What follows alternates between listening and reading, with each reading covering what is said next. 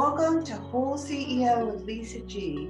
I'm the best-selling author of The Boss Weight Loss. I'm bringing you the top tips to be unstoppable. This is a once-in-a-lifetime opportunity to actually pull up a chair with today's top experts in mindset, weight loss, business, and more. Learn our top tips so that you can have more energy, be fit and resilient, feel unstoppable, unshakable, and unbreakable. She's the author of the 7E Solution to Burnout and the host of the Decode Your Burnout podcast. Busy executives and entrepreneurs hire her when their work and lives feels like too much and they want more for themselves and their family. What makes her work unique is she looks deeply into the psychology of what leads to burnout to prevent a recurrence of the problem. Using her proven exhausted to extraordinary framework, she'll show you how you can totally transform your relationship with your work by working on yourself instead. So let's jump right into the podcast. Welcome, Dr. Sharon Grossman. Hey, Lisa, thanks so much for having me. Oh my gosh, it's so fun to have you here. I think this is just such a timely topic right now with this quiet quitting and all of the silver lining of the pandemic where we're all reinventing ourselves. So why don't we talk about when you are trying to change your job or your career, and how can we be aware of the burnout before it happens so that we can crack the code and just really enjoy our lives more? Yeah, well, I think that's an excellent question. And I think we want to start by first understanding why it's important to even do so, right? And that's Right. because, burnout is something that can really lead people to this point where even though you're this super high achiever and wanting to do amazing work and have all these accomplishments, it gets to the point where you actually are unable to do that Right. because one of the main symptoms is exhaustion. And it really does affect your ability to focus, which then affects your productivity. And even beyond that, there's a whole emotional component where people are frustrated and they're resentful, and all of the stress that they are experiencing and the overwhelm from all the pressure starts to bleed into their personal life. So it can really also wreak havoc on your relationships. And so it's a really important thing, as I see it, Yeah. to tackle this. And I had been doing, I'm a psychologist by trade. So prior to doing the burnout coaching, I was working with super high achievers, but in a different context. I was just helping them if they were experiencing things like depression and anxiety. So in all kinds of aspects, not specific to burnout. But what I can tell you from all of that experience is I've seen how when we aren't in control of our minds, and if we're leading from a place of focusing externally, Yeah. that we can end up in this place where we are more depressed, when we are more highly anxious, where we are worried too much about perception and trying to prove our worth, etc. So then if you can take all of the things I've just said and really funnel it through the lens of burnout, what I have come to see is that part of the solution is really focusing on the root cause. And if you can understand what's driving the person, you can actually customize not just the recovery strategy, but also some prevention, right? And one of my main messages that I want people to walk away with is that people burn out for different reasons. And so you have to understand how it's affecting you and why you've burned out in the first place in order to create a really customized solution for yourself. And in order to understand what that is, what that root cause is for you, this is where we decode your burnout, right? And Right. so a really nice visual for people to think about is imagine like one of those electric panels where you've got all kinds of sockets. Everything's kind of plugged into something, right? Right. Now, what happens with our electric panel when we get too many things plugged in? Oh yeah, it burns out. right? So then your appliances stop working or you lose lights and like your air conditioning fails or something happens, right? And that's because you're overloading the system. Now, if that were true, just kind of like generically speaking, then the easy solution is you just start pulling some plugs. And so that's kind of like a great way to start thinking about how to recover from burnout is I just need to pull plugs on some things. So I have Yeah. less that I'm expecting of myself. There's less pressure, there's less stress. I have more time to kind of breathe. But then which plugs is going to really determine on what you have plugged in to begin with. All right. And so Right. to kind of now think about this in these three different contexts, what I've done is really come up with what are three contributing factors that you want to take into account. Right. And so the first one, which is perhaps the hardest one for people to manage, is what I call your programming, right? And so what I Yeah. mean by that is you have some unconscious processes that are automatically setting up certain situations in your life, sometimes without you even realizing it. And Yeah. how you can know about this is if you find yourself in a repetitive pattern where you're always creating the same solutions, the same scenarios over and over again, then there's probably something subconscious happening. So, as an example, I was talking to this really successful high executive yesterday, and she's like, I'm 35 years old, I'm running my own business. She's like, amazing and doing really great work. But she's like on her fourth marriage and like she's got 5 kids, and it's like it's a lot. So at some point it starts to catch up with you. Yeah. So it's by And working on ourselves that's the answer. By unplugging some of the things, we can get into the deeper work of uncovering the thing behind the thing of why we're repeating patterns and then burning out. well, one of the things you might ask yourself is, why am I putting so much on myself? Like, why am I running a business and trying to raise 5 kids and like on, all these in all these relationships, and they're not working, and I'm burned out and I'm exhausted, right? Like, why do we even do that to begin with? A lot of times it's just comes down to our programming. So you have to really dig down a little bit and figure out what is the driving mechanism. And for a lot of people, it's just expectations that they grew up with from their parents, or it's their culture where they expect to achieve certain things, or it's because they maybe were neglected and they're trying to prove that they are worthy, right? So Yeah. for all different reasons, but we have to kind of uncover what that is. So that's the first factor. I've seen Okay. that with people too, where they're, type A and overachievers and, you know, trying to prove something. Yeah, exactly. And we'll get into that in a second. So, really understanding what's the underlying mechanism, that's your programming. Yeah. Second contributing factor, which we're a lot more conscious of, is our environmental stressors. So, in the case of the person that I just mentioned, she's got 5 kids. That's a lot for That's any a lot one of person. pressure. Yeah. It's a Plus lot. high power job. High power job. She's also in an industry where she's surrounded by men, and she's saying that they're really manipulative and they're trying to kind of weasel her out of deals and things like that. So that's an environmental stressor. It's also the fact that, her husband is in poor health. So she's got to take care of him. Right. So if you start to put all these things together, like what are the things that, even if it's a good day, it's a lot for you, right? Like I have to shuttle all these kids around because they all got like these sports events. That's a lot for any one person, especially when there's 5 of them, right? Yeah. So you start to think about like, what are the things that you have that you're plugged into that even on a good day, it feels like you're overloaded. So you have to be able to delegate some of the things. So, I mean, there's different ways that we kind of like pull the plug, right? Sometimes it's delegating, absolutely.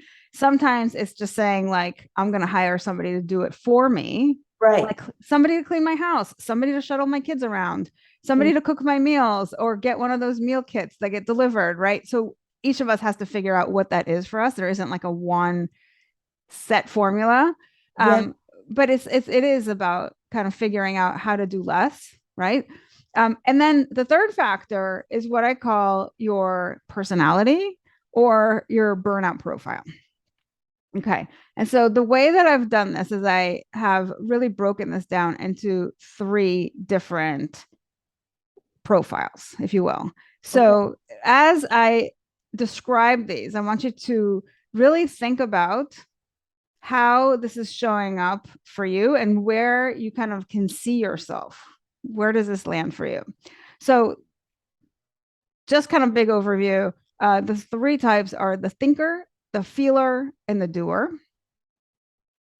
And the thinkers are people who are obviously very much in their mind. So, what this means is they go through this mental obstacle course of perfectionism, self criticism, indecisiveness, imposter syndrome, catastrophizing, all these things where like we're overthinking things. Yeah. Right. In there. And that creates a lot of unnecessary anxiety, all of which depletes us of energy and contributes to burnout. Okay, so if that kind of describes you, then I want you to hold on to that and listen to the other 2 profiles, because sometimes there's more than one that can be fitting.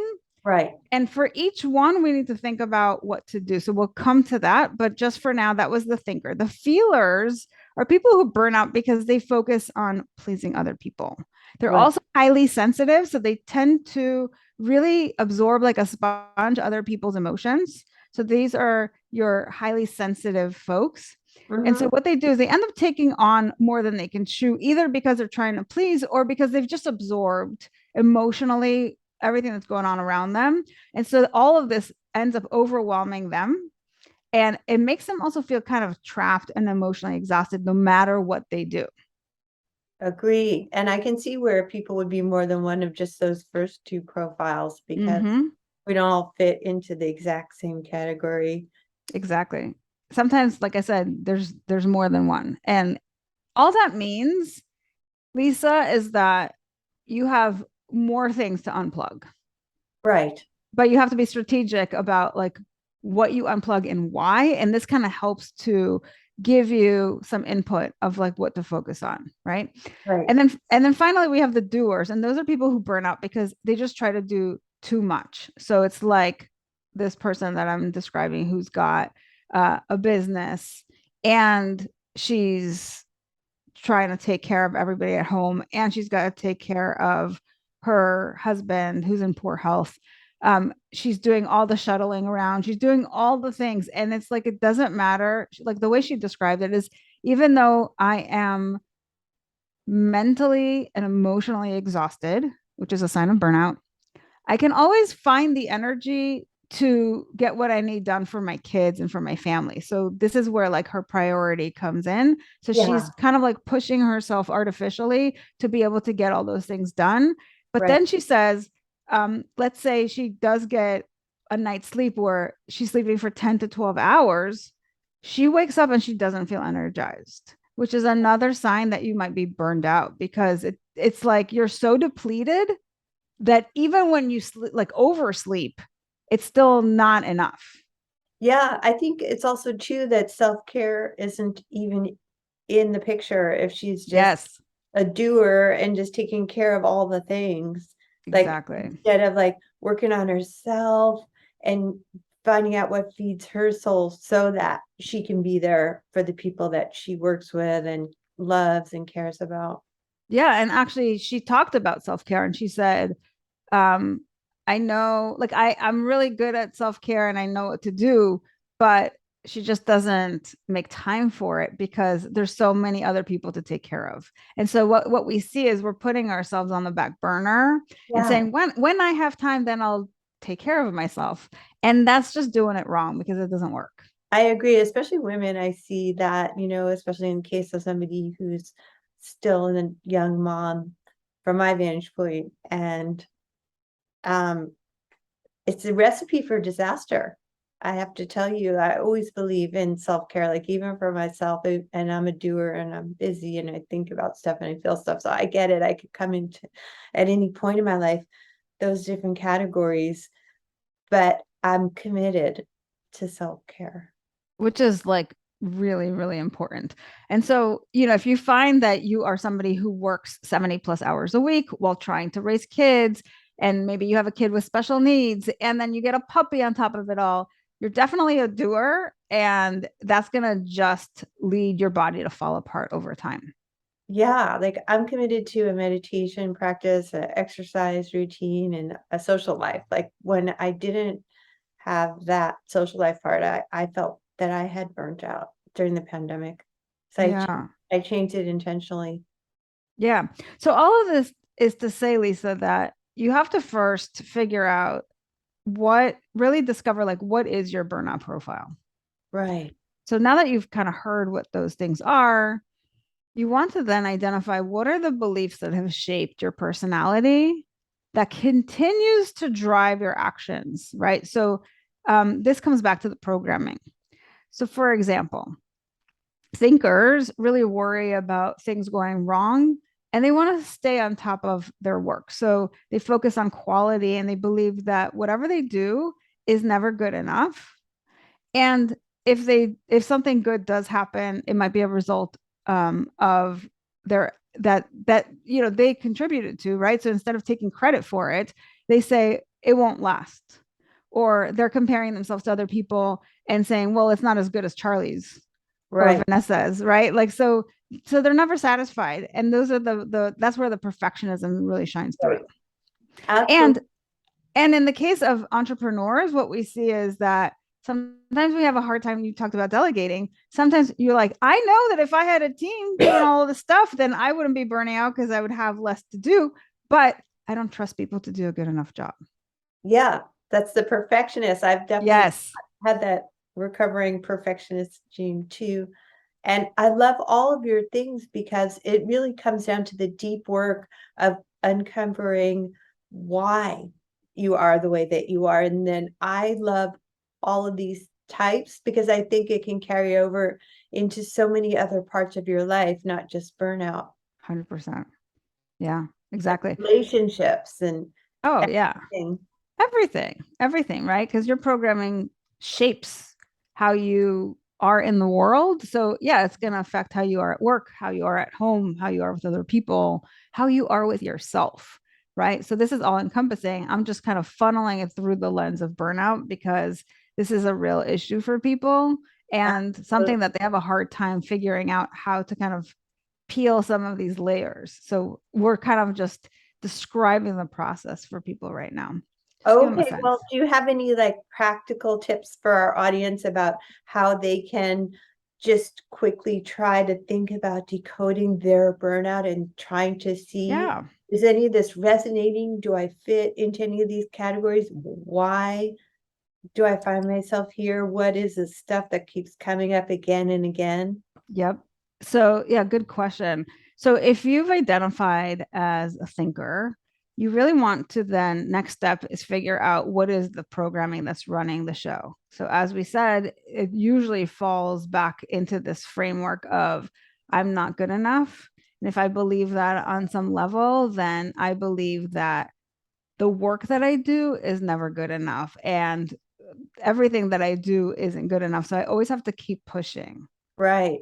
Right. So we have to work on that belief in order to change your the way that you're showing up. And then when you identify all the things that you're currently doing, as we said, you want to start pulling the plug on some of those things.